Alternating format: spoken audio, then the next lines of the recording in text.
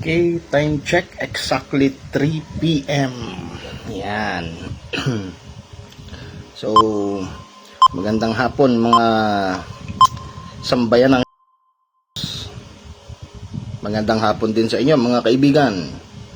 So, today itutuloy natin yung segmento natin mga kasama, no? Segmento natin right now is part 5, which is regarding to sa pointing techniques, methods, and troubleshooting. So, salamat po dun sa ating mga panauhin na nandito, nakalagin na, no? Nanonood na. So, mga kasama, baka pwedeng manghingi ng konting lambing. Baka pwede nyo namang i-share po yung ating videos, no? Para nang sa ganun naman, marami tayong mapag-abutan na itong ating usapin. So, yun, mga kasama. Magandang talakayan to. So babaybayin ko to mga kasama sa inyo, pero kinakailangan ko rin ng partisipasyon nyo, no? Kasi gaya nga ng sabi ko, maaring may makaligtaan ako, hindi ko lahat masasabi kasi yung iba tawag dito, marami kasing technical trouble pagdating sa pointing, no? So maganda nandiyan kayo, nakaalalay kayo sa akin mga kaibigan. Sa gano'n naman, tawag din tayo naman anong tawag dito, makapagpalitan tayo ng idea at kuro-kuro saka kung ano yung mga experience nyo through pointing. Pwede nating sagutin dito yan yung mga problema nyo through pointing, no? Para na sa ganon, dun sa troubleshooting may gaguide ko kayo kasi hindi lahat yan mga kasama ay madidiscuss ko sa inyo isa-isa sa particular, no, na pagkakaalala ko. Pero bibigyan ko kayo ng mga certain problems, no? Particular sa pointing and paano to tino-troubleshoot. So, yan. So, baka pwede nyo i-share mga kasama yung ating videos. So, dun sa mga malilate na papasok po sa ating tawag ito, yung mag-view sa atin, you can rewind this video kung gusto nyong i-rewind at pwede nyo naman pong sumabay kayo sa akin, no, sa talakayan ngayon, and then later on nyo na siya i-rewind, no? Yon. So, unang-una mga kasama, gusto kong ipaunawa lang sa inyo. Ano nga ba yung sinasabing pointing, no? Pointing itself, mga kasama, ito yung pagkuha ng pick ng ating alaga. So, bibigyan ko kayo ng mga objective in goals, no? Objective saka goals para sa certain pointing. Unang-una, ang goals natin mga kasama, ibigay natin sa kanila is yung enough restored energy na requirements. Dito maraming nagtataka bakit hindi nila ma-point ng tama. Kasi ang priority natin mga kasama is ibigay yung tinatawag na maximum, no? Yung maximum source of energy. O yung reserve energy, ma-maximize natin sa kanila. Second, siyempre kailangan mataas na yung kanilang mental stability state.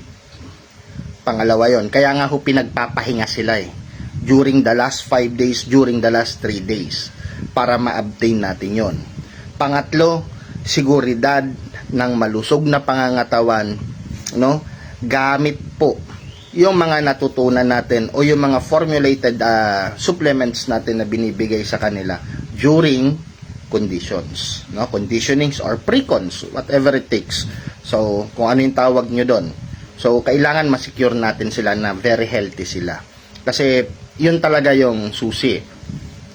And then, paano natin makukuha yung pinaka-peak nila?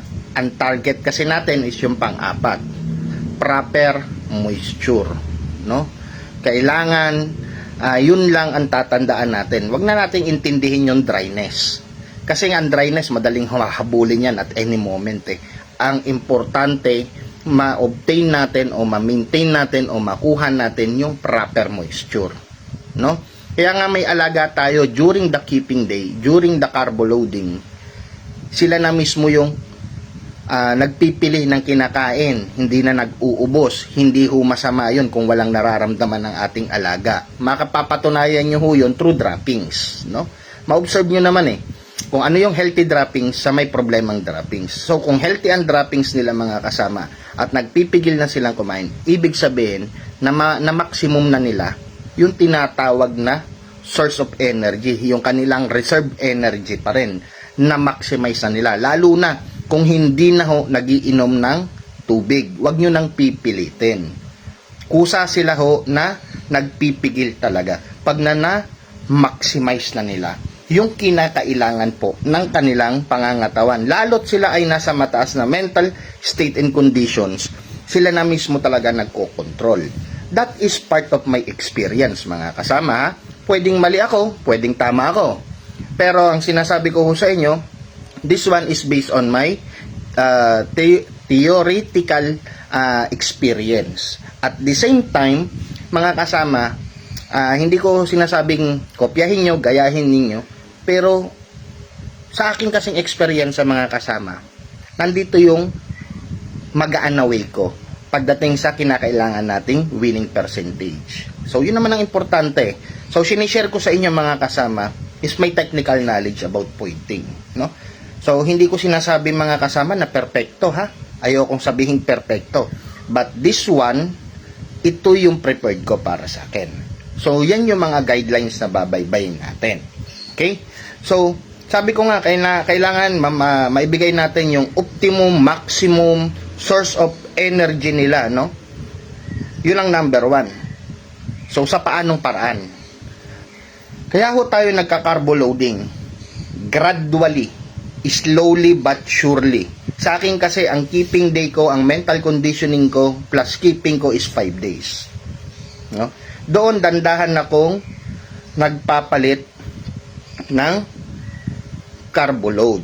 So, ito marami pa rin kasing nagtatanong sa akin tungkol sa paggamit ng mais at sa ginagamit kong rice. Okay. May pinrepare ko sa inyo mga kasama para hindi ho kayo naguguluhan, no? Dali Kasi ito, yung mga kasama natin dito sa industriya, hindi na naman tayo titigilan na itong mga to hanggat hindi natin na hanggat hindi natin na satisfied yung mga katanungan sa kanila. No? So, ang basically, pinadali ko na to. Tawag dito, true research na to, ginamitan natin ng Google para maniwala sila. Ang ginamit ko na po is according sa human consumption. No? Per 100 grams, no?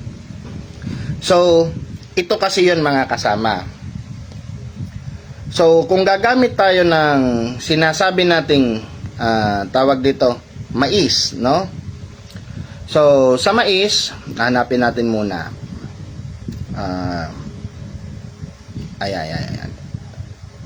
Okay. Okay. Sa mais, ang kinukuha natin, ayan. Ito, nandito. Tama ba to? Yan, yellow corn. Ito yung sa mais. So, tingnan nyo yung carb niya, yung carbohydrates content. Hihinaan ko mga kasama ang liwanag para kayo na mismo nakaka-witness. So, 1, 2, 3, pang-apat, ayun, makikita nyo yung carb is only 21 grams per 100 grams consumption. Okay? So, basically, diyan ko na kinumpara. And then, ibibigay ko naman sa inyo mga kasama yung satisfaction na hinahanap ninyo pagdating sa cook rice. Ayan. Mababasa nyo sa taas. Ayun. Ayan, tama. Ayun. Nawawala. Tama. Ayan. Cook rice. Okay? Pero 100 grams consumption, meron siyang, tingnan nyo yung kanyang carbohydrates content. Itong tinuturo ko. So, that one is 41.16. Baliktad lang yung camera. So, ang hinahabol po natin, kaya nga the word carbo, no? Ulitin ko. The word carbo. Okay? Ang binibigay natin sa kanila is enough carbo intake. No?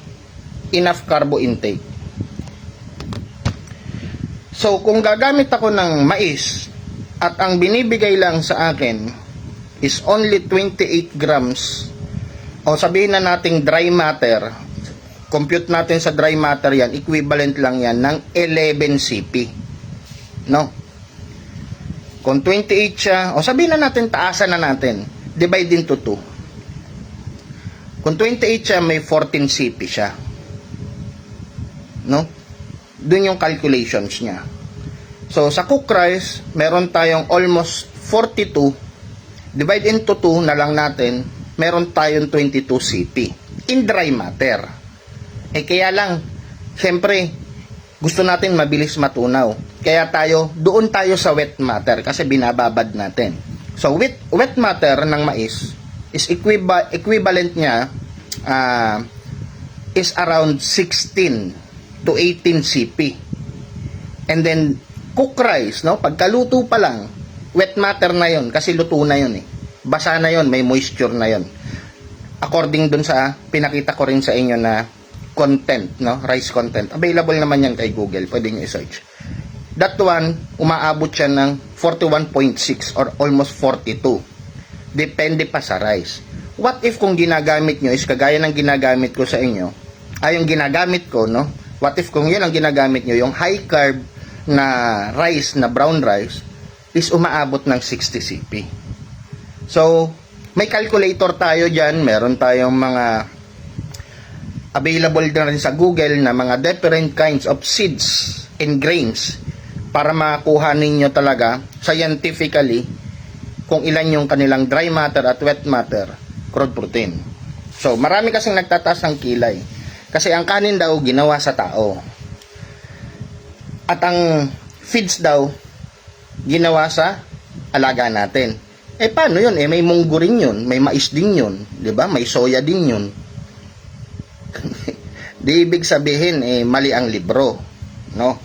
So sa akin, nakasanayan ko 'yon. Iba kasi magpa-maximize o magpa-maximum obtain ang carb. Kagaya natin, no, tao. Kumain tayo ng tanghali, susunod na kainan natin is gabi. Sa laki ng mass natin na to, no? Ibig sabihin, yung mass, katawan natin. And then, we are doing heavy load of works. So, nagbaburn tayo ng calories and fats. Supposed to be, yung durations natin na 6 to 8 hours before the meal, kung ikukumpara natin sa alaga natin yon, na sila ay nakakip, no? At ang mass lang nila ay napakaliit, no? Kumbaga, very small weight lang sila. Sa palagay nyo ba yung sasaksak nyo sa kanilang carb, pwede nang umabot ng hanggang gabi? Yes. That is one of my techniques. Kaya ang alaga ko, during the pointing day, is puro alalay na lang. Kasi iba ang alagang naka-carb load, na putok, hitik na hitik, dun sa carbo content niya o yung reserve energy content niya. Kasi isa pa to mga kasama, glucose content ng mais sobrang baba. So tingnan natin uli para hindi kayo na lilito. So ito yung sa mais, no? Maize, ayan, no? Maize grain. Malakas ang ilaw. So ito yung maize grain.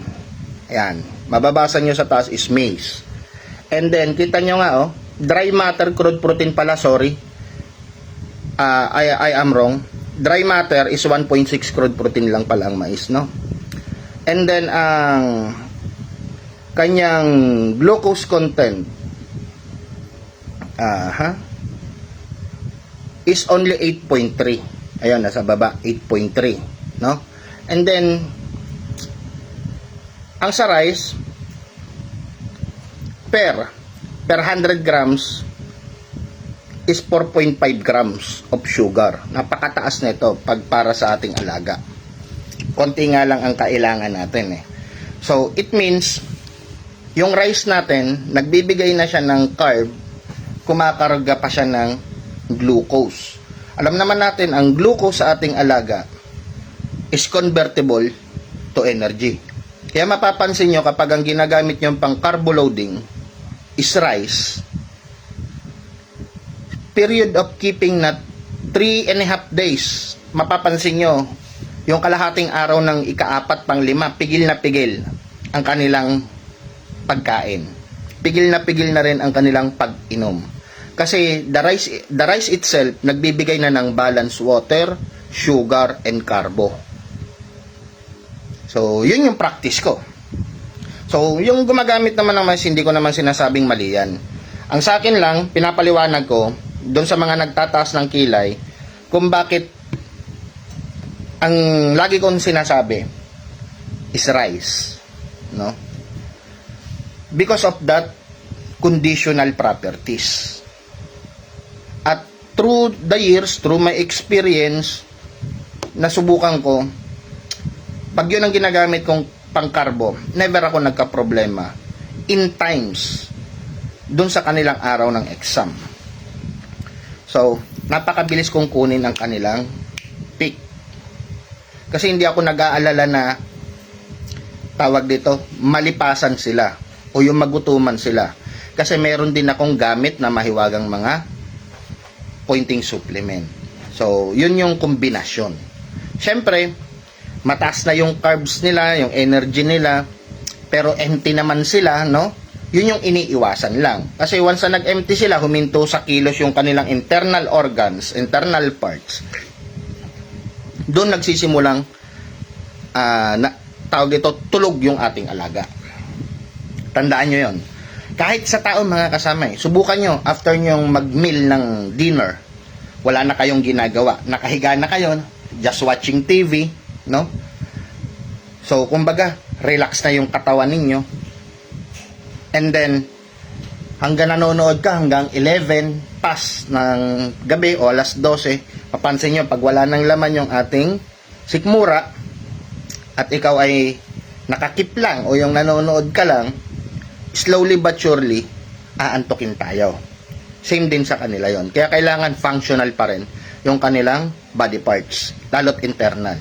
So, yun yung obligasyon ng pagpitik, no? Saka pagbigay ng mga suplementong ginagamit natin para masigurado natin na yung kanilang locomotors ay nagfa-function. At kahit nakakip sila, maiwasan natin yung sinasabing pagkatulog, no? At ang isa pang binabantayan sa kanila mga kasama, because nakakip sila drop lang tayo ng pa-droppings. Remember mga kasama, pag tayo nagpapadrop sa ating mga alaga, kasama sa droppings always nila ang kanilang moisture. Kasi hindi naman ho sila umiihi, sumasama sa dumi. So kung tayo ay nagpapadrop na hindi tayo nagpapalit ng body fluids nila o hindi tayo tawag dito yung nag-o-observe, doon natutuyuan sila ng moisture na nagiging dahilan ng pagkawala rin nila sa peak. Nagiging irritable sila. Kasi kapag mababa ang moisture o halos wala ng moisture ang ating alaga, dun yung time na nagiging irritable yung ating mga alaga. Sobrang irritable sila. So, ano pa ba yung mga reminders and pointers natin? And then, syempre, once na nagpo-pointing tayo, no, mga kasama, huwag tayong gagawa ng mga tinatawag na stressful things. Kaya nga sa akin, number 1 rules ko, bawal ang picker.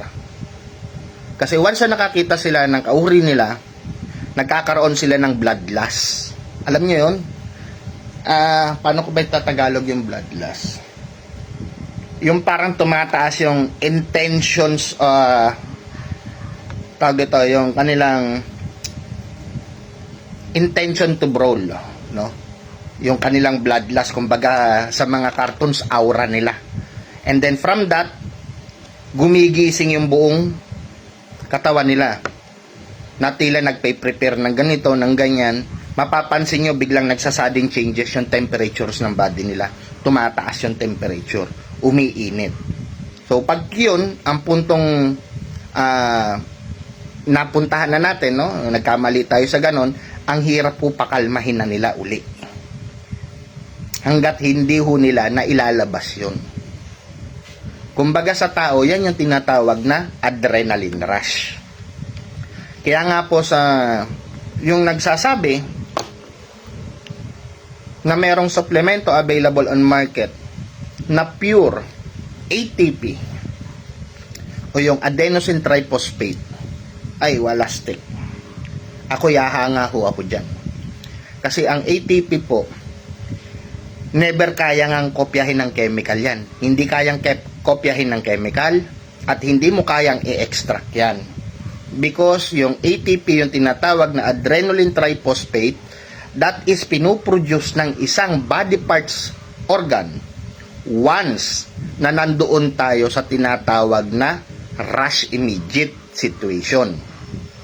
At ang naglalabas niyan is yung ating liver at pancreas. No? So once na na-expose o yung pumutok yung ATP natin, ang biliso nilang pinapunction yan. Yung certain fluid na yan na ini-spread out po ng ating body parts na yan sa ating whole body. Na which is nagagawa natin yung imposible, nagiging posible. Kaya nga lagi kong pinapaliwanag sa inyo, like for example, nasusunog ang bahay ninyo. Ang asawa ninyo is more than 100 kilograms. And then ikaw ay payatot. Subukan yung malagay po sa alanganin at magkaroon kayo ng adrenaline rush.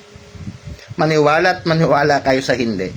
Yung asawa nyong yun, mabubuhat nyo yun nang hindi nyo namamalaya na itatakbo nyo pa at nakakatalon pa kayo.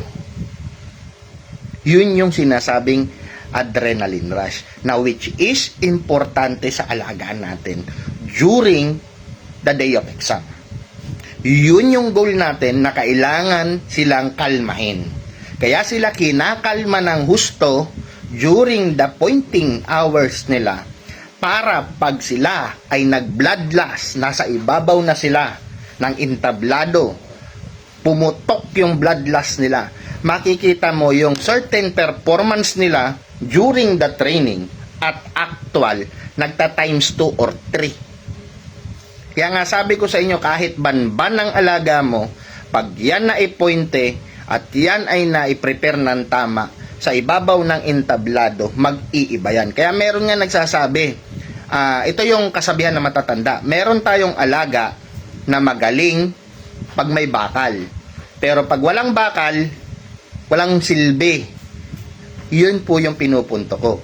Kaya nagiging magaling sila during na may bakal, kasi nga po, na i-condition sila ng tama, na i-pointy sila ng tama, na ibigay natin yung tamang blood loss rush nila. No? Yun yung pagputok ng ATP. Kaya nagmumulti level yung performance. That is the main goal ng ating pointing. So, nadidiscuss ko pa lang is yung importance ng number 1. Yung mag-maximize yung kanilang energy. Sunod. Ninigarilyo lang ako, mga kasama. Sunod, yung sinabi kong number 2 na importance is yung proper resting nila, proper keeping nila. No? Dahil yon kasama doon is yung tinatawag na mental conditioning. So sa mental conditioning, ito allowed kayo rito na magpakita no, ng kauri niya. Para doon sinasana yung labas ng blood loss nila at kung paano nila kontrolin. No? Yun yung tawag dito, kinokontrol natin sa kanila. Papuputokin natin yung blood loss nila dahil may katunggali, and then hayaan natin sila mag-regulate, yung sila mismo mag-control. Sa ganong paraan, tumataas yung kanilang mental state kung paano nila i-defend yung territory. Kasi nga ho, ang sinasabi nga natin, ang ating alaga is natural born na dinedefend nila o territorial sila na yung kanilang teritoryong inaangkin, dinedepensahan nila. So that is the objective. Kailangan maturuan natin sila na even though na merong kaharap na kauri nila, matuto silang kumalma, matuto silang tumiming. No? Yun yung sinasabi natin na tawag dito, part ng state. Kasi iniiwasan natin yung susugod at atake lang, wala sa ayos. Pasok lang ng pasok. So, yung mga ganong sitwasyon, wala sa maayos na mental state yung alaga natin. O, minsan nga, nasa mataas na mental state na ang alaga natin pagdating sa entablado, di ba?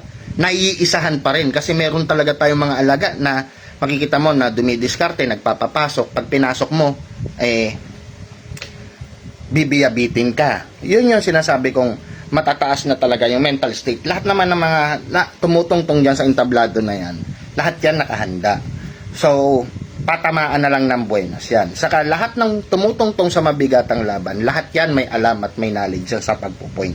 Iba-iba nga lang ang diskarte. Yung sa akin, tinuturo ko na. Siyempre, yung yung pangatlo, no, is yung good health nila. Siyempre, during the conditioning nila, the trainings nila, nabigay natin yung kinakailangan na physical conditions nila, body conditions nila, through supplement, at nasigurado natin na healthy sila. No? Kasi yun yung isang magdadala. No? The more na healthy sila, the more na adaptive yung katawan nila sa ginagawa natin. And then, yung pang-apat, moisture. Napaka-importante nga, gaya ng binanggit ko kanina, ang moisture nila, importanteng ma-maintain natin nang hindi sila maging irritable. So, nagiging irritable sila kapag sila ay humahantong sa pagka-dryness.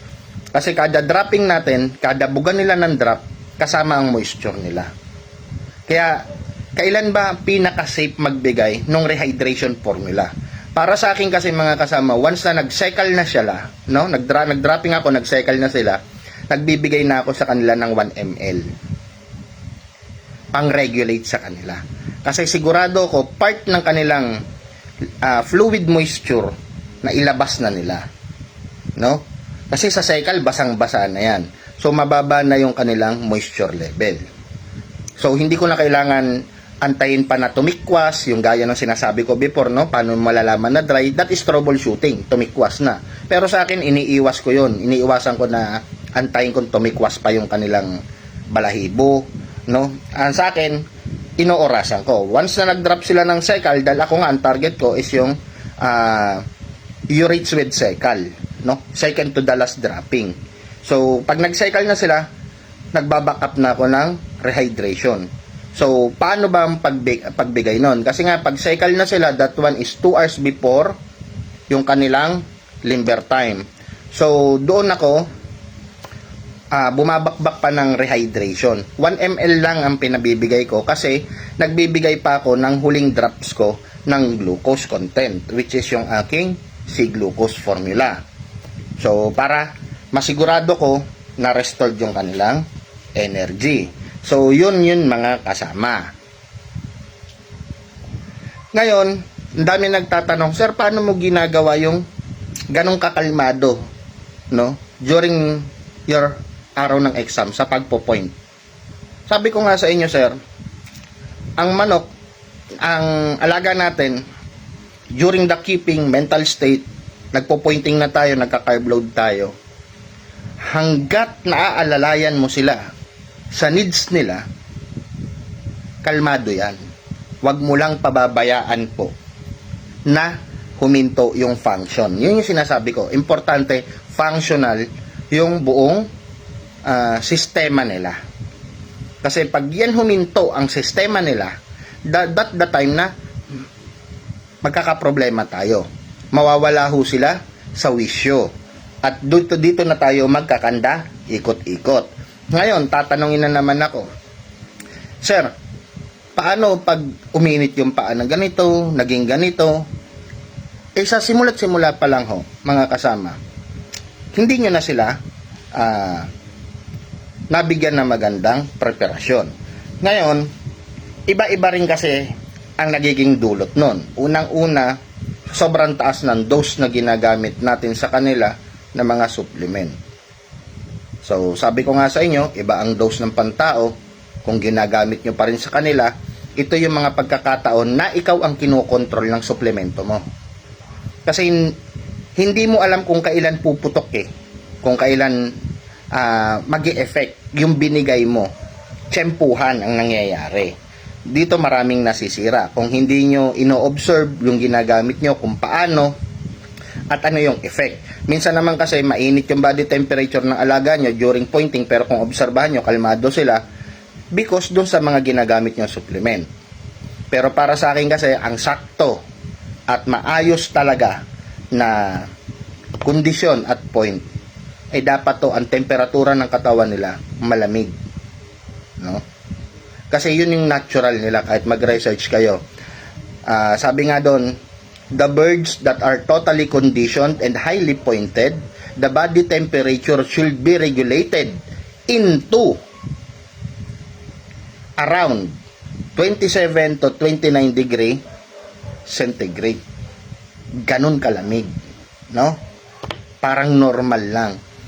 Pero ang tinatawag nilang maximize o maximum peak temperature ng kanilang katawan is bumababa up to 26. Kaya kapag hinawakan mo yung paa, mararamdaman mo malamig.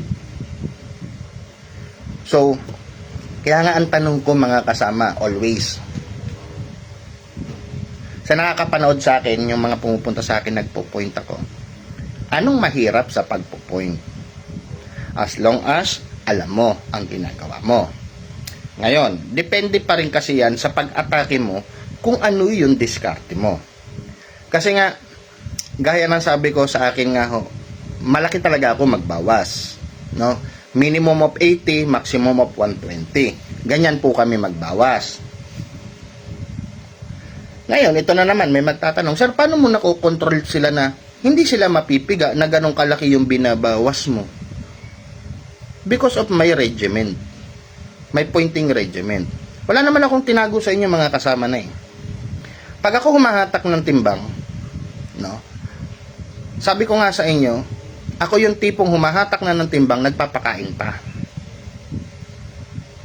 Kasi ang binibigay ko nga ho, basta nandyan lang sa akin si Quaker Oats ko. Quaker Oats, it's made from oats, no? Ang oats kasi, isang uri din ng grains yan. Pinap up lang for the purposes of dietary. But oats is highly carb grains and fiber content.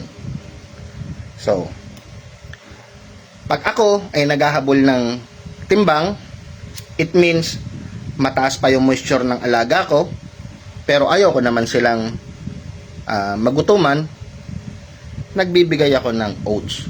Kung sa tao nga, 'di ba, sa mga kababaihan, the only meal they have once na nagjejeta sila is oats. Pero makita mo ba silang nanghina? Functional pa rin sila in household keeping.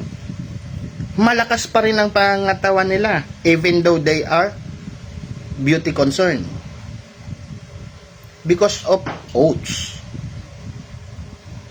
And then in sudden hours or sudden minutes, yung oats, ina-absorb niya na yung extra moisture. And then, nare-regulate niya na yung body.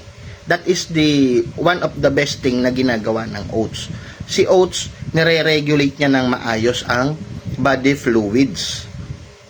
No? And then, ilalabas niya.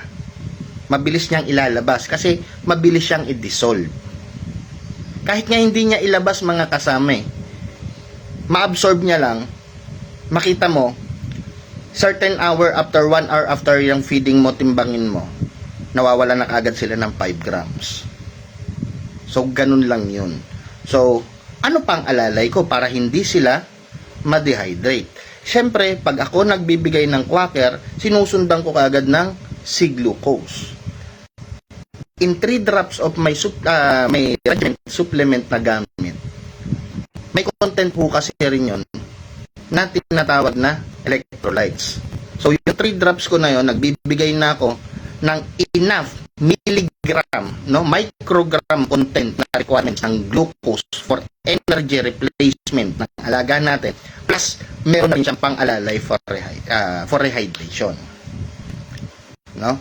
And then ino-observe ko lang kung kulang, saka pumapasok po yung rehydration formula. And then, sir, kailan ka nagpapakain? Of course, pagdating ko rin ng pit, no, na pagdating ko ng exam hall nila, pag arrive ko at may programa ko, gaya ng sabi ko nga sa inyo, always remember, ang kayang i-dissolve nila is 2 grams per hours. Minus 2 hours ka lagi. Para near empty na sila before yung kanilang tinatawag na liver time. Ngayon, syempre, pagdating mo pa rin doon sa exam hall, before ka mag-feed at before ka mag-compute kung ilan ang ibibigay mo sa kanila na final meal nila, antay mong mag-drop. Kasi titingnan mo pa kung ilan pa yung nakakarga sa katawan nila. So, basically, nagigets nyo, no? Halimbawa, ang droppings nila ay buo pa. So, kung buo pa yan, mayroon pa silang 25 grams sa loob na ibabawas nyo naman sa total calculation of feeding nyo kung hinahabol nyo yung kagaya nung sa akin.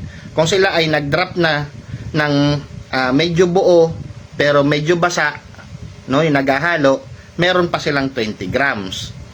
Pag bumato sila ng sekal, meron pa silang 15 grams. Pag bumato sila nung tinatawag na sekal plus urates, meron pa silang naglalaro na lang ng 5 to 10 grams yon ang nasa loob ng katawan nila. Pero pag yon ay nag-urates na talaga, ay talagang solid empty guts na yon. So, ayaw natin nun. So, at least meron sila doon. Saka may advantage din yon. Pag tayo ay tamaan, no, sa parting yan, naglawlaw ang isaw na yan, hindi yan babaklas. Kasi yung fluid sa loob na halo o mababasa yung kanilang internal na yun, na nagiging tayo ng perhapdi. Yun yung isang part nun. Kaya nakapatagalan tayo kung doon lang ating iindahin tama. Huwag lang tayo makapatal talaga sa mga patal na area, yung which is sa kilikili, sa susuhan, no? Malagot yung maliit na ugat dito sa leeg. Wag lang tayo dyan madadali. O wag lang tayong mababalda agad. Eh, sisiguraduhin ko makikipagtigasan ang ating alaga. So, yun yung mga basically point of reminders. No? So, remember, malaking factor yon yung alamin mo kung ilan pa yung nasa loob nila.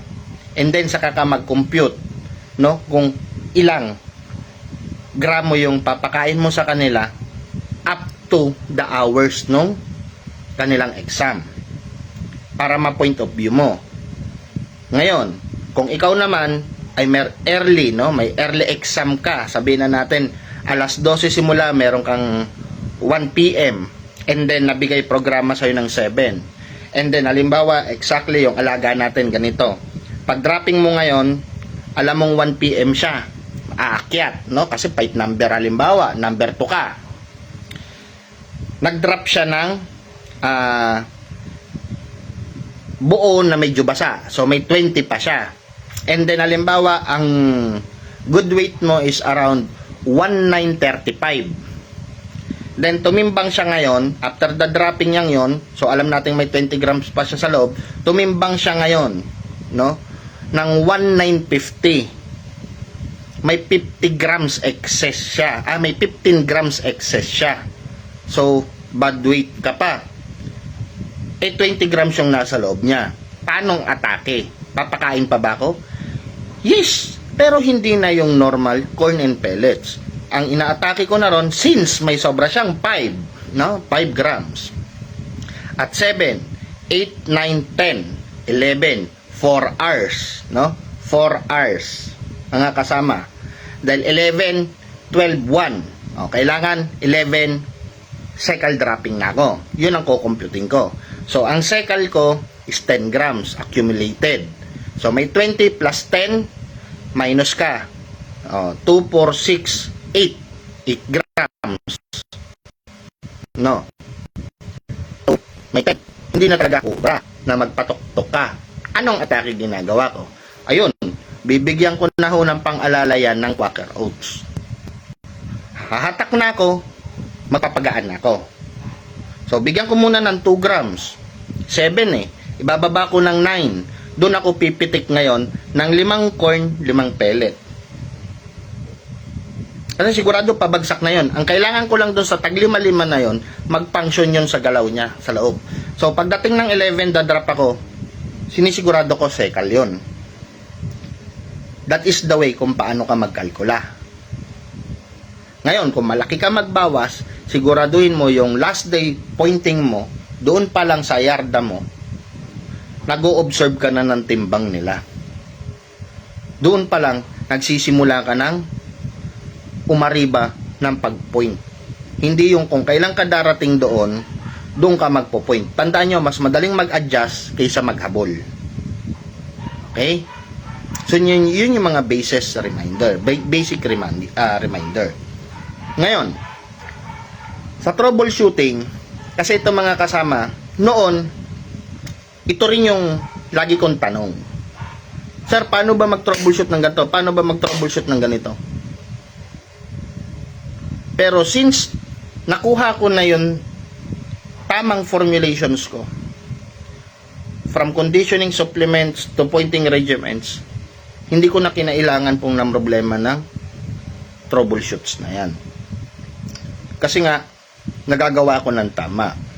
But, kung to troubleshoot naman tayo, sabihin na natin, umaangat yung stress level ng alaga natin. What is the best solution? Best solution? Mapakalma natin sila. Kailangan meron talaga tayong mga ginagamit na tinatawag na anti-stress. No? Kagaya no sa amin. And then, toweling system. Wag na wag niyong gagawin po yung nagbababad ng paa sa tubig na malamig. Hindi po advisable yon. Kasi po, pag ginawa nyo yon, mas tataas po o mas mabilis po yung pagpasok ng moisture sa katawan nila. Hindi nyo ba alam, ang only parts ng ating alaga na may open pores is yung talampakan, na which is nag-absorb ng moisture. So, the best thing to do is toweling system. Toweling system is, kuha ka lang ng towel, basain mo ng tubig, no? Which is yung tama lang. Sa akin kasi yung ginagamit ko pag nagtatawiling ako mga kasama, may konting ice. Kung hindi man, kung ACU ang kwarto ko, mayroon akong, nasa na ba yung maliit kong balde? May maliit akong balde mga kasama eh. No? Puno ng tubig yon, ino-open ko lang yon. Yun na rin yung pang-regulate ko dun sa room. Then dun sa regulate na balde kong yon, yung maliit lang na balde, doon na rin nakababad yung towel ko. Para pag lumamig yung room, medyo malamig na rin yung water doon. And then yun yung pinantatawel ko.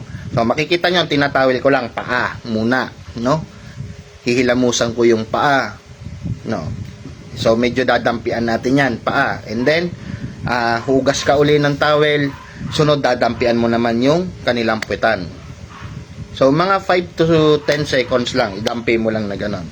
And then the last part, yung mukha nila, paharap mo sa'yo yung alaga mo, ibalot mo yung mukha nila sa towel. Hindi ho papalagyan, gustong gusto ho nila yan pag tinatawiling. After nun, refresh na sila. Then bigay ka ngayon ng anti-stress. Kahit mga 5 drop na anti-stress kung ano man yung ginagamit nyo. O yung sa amin, yung pink serum, binibigyan ko nun. And then, sunod nun, sinusundan ko pa rin sila ng C-glucose. At least 3 drops. Para mag-regenerate sila. And then, pahinga. Okay, pinapahinga ko sila.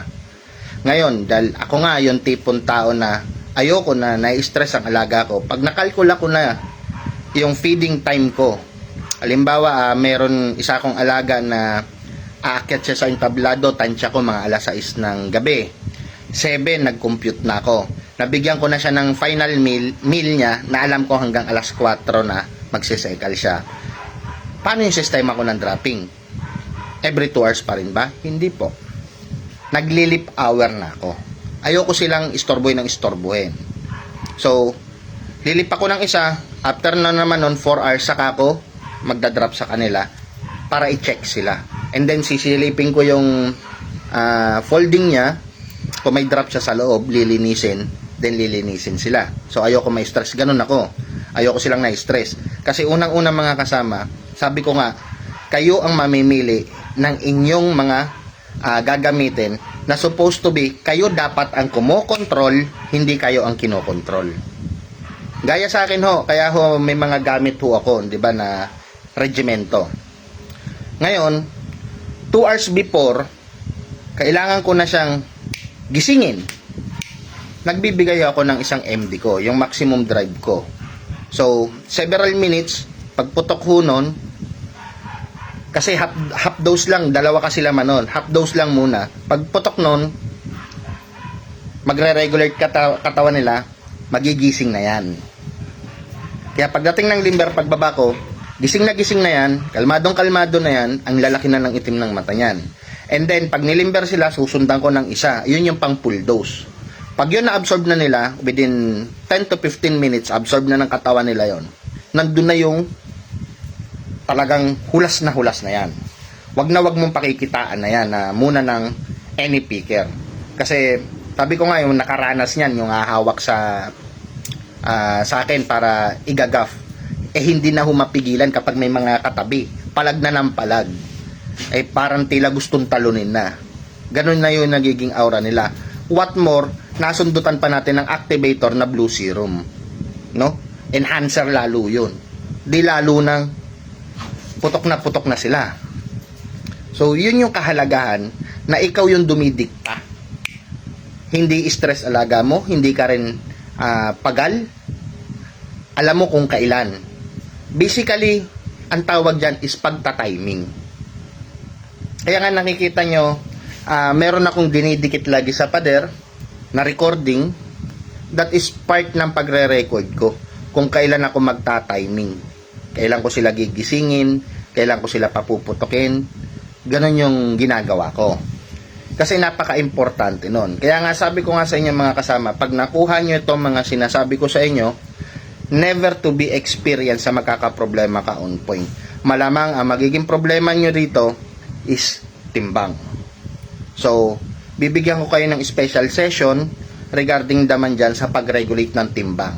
Kung paano yung mga pag-atake, pagbawas, pag-submit, at yung mga procedure na gagawin mo kapag ikaw ay babawas ng malaki, medyo malaki, o yung tama lang. Okay? Bibigyan ko kayo ng panibagong session yan. Kasi ang pinaka-importante ngayon, may paliwanag ko sa inyo, the goal ng pointing. Ang goal ng pointing, sabi ko nga, iset nyo sila into maximum point of peak nila. Nakita nyo may isang videos ako na nagpo-point ako, pero puno ng tao yung ating tawag dito, keeping area. Nagkakatuwaan pa, kakatawanan pa, maingay. Pero tingnan mo, yung alaga na pinopoint ko, never siyang nababother drone. Kasi during dun sa kanilang mga training, conditions, keeping mental conditions, sinanay na sila sa ingay para ma-adapt na nila. No, especially minimimic talaga namin yung sounds ng ating exam hall. Kung ano yung ingay niyan, nire-record namin yan. Talagang ini-speaker namin yan every time na doon sila gagalaw. So, pag nasanay sila doon, sa kanila parang, kumbaga, regular scenario na yan, hindi na nila tutuunan ng pansin yan. Sila, makikita mo, nakafocus sila doon kung ano yung kailangan nating ipapokus sa kanila. Lalo't yung sila nagre-regulate na ng katawan, nagpe-prepare. Makikita mo yung manok na nagpe-prepare na sila eh. Yung halos pinipreserve na nila yung kanilang energy. Kaya nga sabi ko nga sa akin mga kasama, once ng alaga ko, pinoint ko, at umatras ang leeg, malungkot, ayaw magkikilos, malaki ang mata, tumitilaok or humihikab, tuwan-tuwa na ako niyan. Masaya na ako niyan. Sisiguraduhin ko, kikilos at kikilos yan. That is my sign na nasa peak na ako. Yun ang inaantay ko. Kaya tingnan nyo yung may mga videos ako niyan, 'di ba, nag-share ako sa story niyan. So pinakikita ko, may isang alaga tayo doon, yung unang aakyat ng entablado, no, yung white choco. Masyadong kampante, kalmado, humihikab, walang pakialam, patingin-tingin lang na ganon, pero tingnan nyo, solid yung eyeballs, kalaki. Tingnan yung ginawang performance niya. 'Di ba? Ang ganda ng ginawang performance. Para sa akin, yun ang pinaka best pointing, no, na maitutulong natin. So, nabanggit ko sa inyo yung importance ng pagpo-point na yan. Ngayon, matutulungan ko lang kayo mga kasama in technical way. Kung kayo mismo makikipagpalitan ng tanungan sa akin. Kasi hindi ko maiisa-isa lahat. So, tulungan nyo ko. Ano ba yung gusto nyong malaman na troubleshoot during pointing nyo? Sasagutin ko ho kayo rito. No? So, habang nag-iisip kayo ng itatanong, officially, yung mga pointers natin regarding pointing, method, techniques, and troubleshooting. Yung troubleshooting hindi natin masasagot talaga yan basically, no? Kasi iba-iba yung experience. Pero makikita nyo may similarity kung paano sila aatakihin na para i-recorrect. Basta tanda nyo, hanggat hindi sila total dry, mahahabol. Pero pag nag-off na, dahil because of dryness, wala na tayong magagawa dyan. So, tulungan nyo ako mga kasama. Makipagpalitan tayo ng tanong, sasagutin ko ho kayo. But basically, the pointing method techniques and reminders, pointers, nasabi ko na ho lahat. Kaya yan, yung part 5 natin mga kasama, officially dito ko na pinuputol.